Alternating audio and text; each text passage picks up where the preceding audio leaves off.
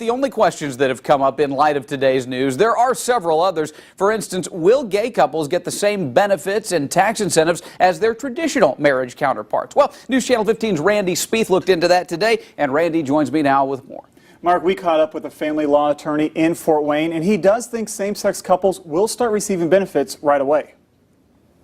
Hoosier same-sex couples rushed to their local courthouse today. We got married legally, officially in Indiana. Not something I didn't think was going to happen anytime soon. John Brandt practices family law and says same-sex couples could start reaping benefits immediately. It'll allow same-sex couples, if they get married, they could file as married couples on their federal and state income tax returns. They can inherit from each other upon death. And employers could face consequences for not offering those benefits. Subject to their policy, what the policy is for each employer, they could run the risk of discriminating against a same-sex couple if they are denied those benefits.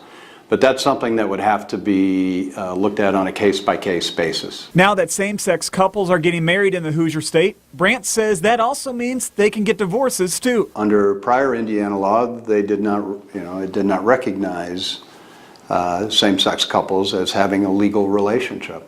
And it even, our statute even went further and said that if a marriage in a state that was legal, if that couple came to Indiana and asked our courts to dissolve their marriage, Indiana courts could not do it because they didn't recognize the marriage from the beginning.